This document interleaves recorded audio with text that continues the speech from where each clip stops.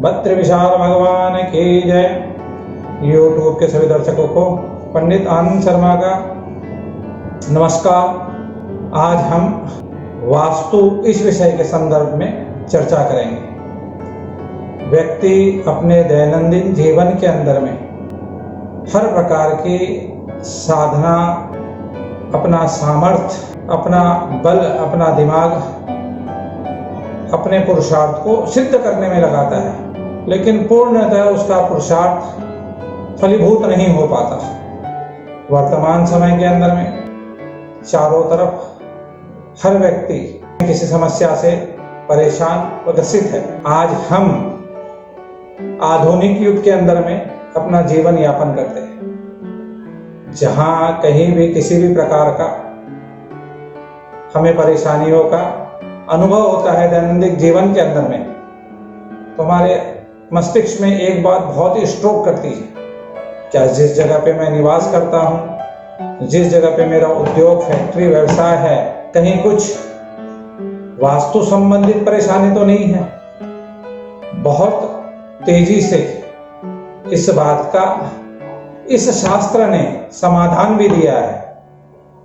आज हम इसी शास्त्र के ऊपर में चर्चा करेंगे।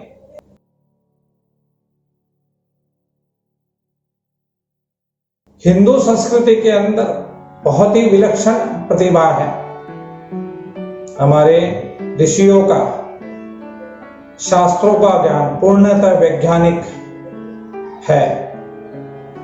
इनका एकमात्र उद्देश्य ही मनुष्य का कल्याण करना है। मनुष्य का शीघ्र एवं साधारण तरीके से कल्याण सरल भाषा में हिंदू संस्कृति में किया गया है।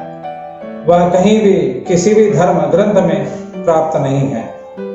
मनुष्य जन्म से लेके मृत्यु पर्यंत तक व्यक्ति, वस्तु इत्यादि के संपर्क में आता है। वह जो क्रियाएं करता है, उन क्रियाओं के परिणाम स्वरूप जो प्राप्त अप्राप्त होता है, उसी से उसके जीवन की घटना क्रम चलता है। हमारे ऋषि मुनियों ने बहुत ही वैज्ञानिक और सिद्धांतिक तरीके से अपने ग्रंथों में इन सब बातों का व्याख्यान किया है। इसी व्याख्यान के अंतर्गत में हमारे ऋषि मुनियों ने एक वास्तु शास्त्र का व्याख्यान भी किया है। इतनी सरल, सटीक, वैज्ञानिक तरीके से इस वास्तु शास्त्र के संदर्भ में हमारे ऋषियों ने हमको ज्ञान प्रदान किया है, जिस बात को अपना करके व्यक्ति अपने जिंदगी के अंदर में पूर्णतः सुख प्राप्त कर सकता है। मनुष्य अपने निवास स्थान के लिए भवन निर्माण करता है। उस भवन निर्माण के अंदर में भी हमारे ऋषियों ने शास्त्रोक्त विधि से उसका निर्माण, उसका कार्य बताया है। वास्तु शास्त्र का उद्देश्य मनुष्य को कल्याण के मार्ग पे ले जाना है। शास्त्र के अनुसार चलने से ही मनुष्य का अंतःकरण शुद्ध होता है। वह शुद्ध अंतःकरण से ही शांति की प्राप्ति होती है। तो हम इस वास्तु शास्त्र के विषय में चर्चा करते हैं। सर्वप्रथम वास्तु यह किस शब्द से तात्पर्य करता है? वास्तु शब्द का अर्थ है निवास करना। वास्तु शब्द का अर्थ है वस यानी निवास। जिस भूमि पर व्यक्ति निवास करता है उसे वास्तु कहा जाता है। मनुष्य अपने निवास के लिए लोहे, पत्थर, ईंट, लकड़ी इत्यादि से भवन का निर्माण करते हैं। उस निर्मित भवन में वास्तु शास्त्र का नियम लागू होता है। तारबंदी, खुली भूमि इत्यादि पे वास्तु शास्त्र का नियम लागू नहीं होता है।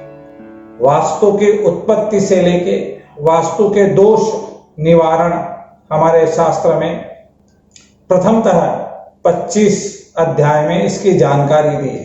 इसी प्रकार वास्तु के 4 चरण: प्रथम भूमि का चयन, द्वितीय भवन निर्माण का समय, तृतीय भवन निर्माण कार्य, चतुर्थ उस निर्मित भवन में सुसंस्कृत तरीके से शास्त्रोक्त विधि से वास्तु की स्थापना 4 चरण में किया जाता है। आज हम वास्तु, किस प्रकार वास्तु की उत्पत्ति हुई, न कि ये किंवदंती है, न कि किसी लेखक द्वारा लिखित, शास्त्रों द्वारा वर्णित, किस प्रकार से वास्तु अपना असर व्यक्ति पे छोड़ता है।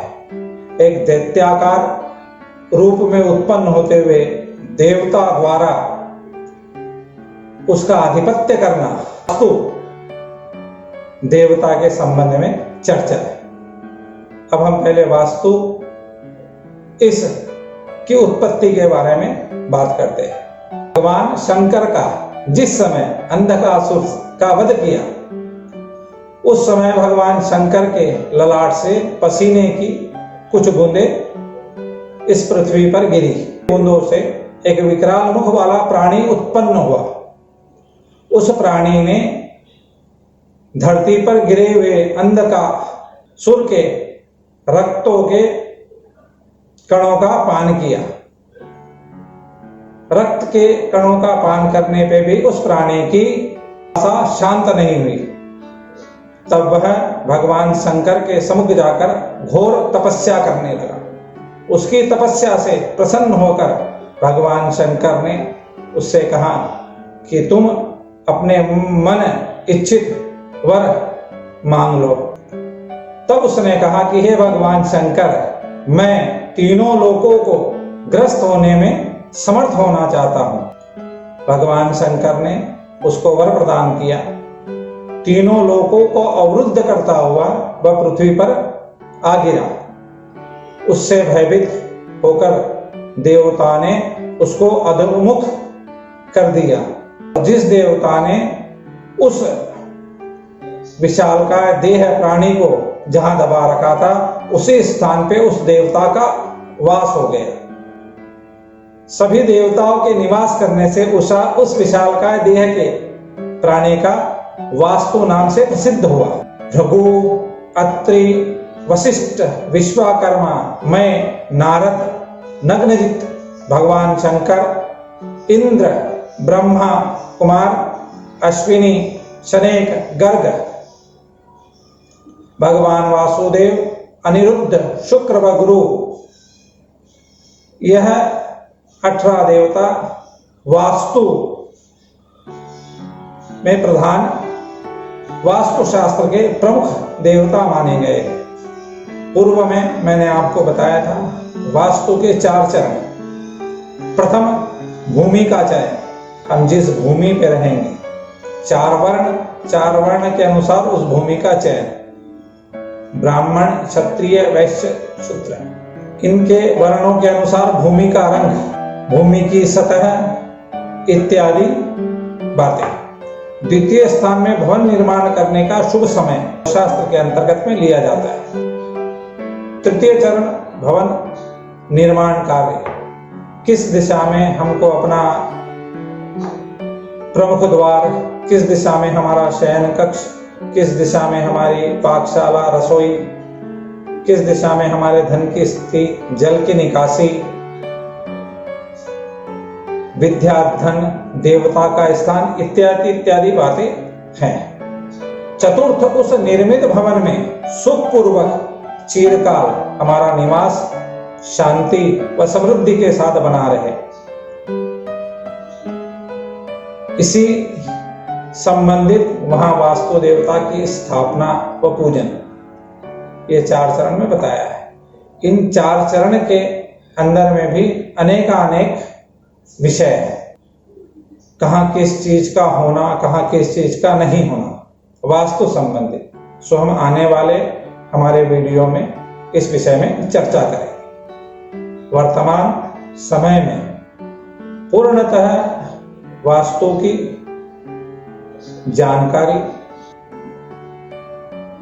मूलभूत वास्तु की जानकारी हमें अपना करके हमें अपने दैनंदिन जीवन में सुख समृद्धि प्राप्त करना, ये हमारा अधिकार है। आने वाले समय में हम आपको वास्तु के ये 4 चरण के बारे में विस्तृत जानकारी प्रदान करेंगे। मंगलम भगवान विष्णु मंगलम गरुड़ध्वज मंगलम पुंडरीकाक्ष मंगलायस्तनो हरि।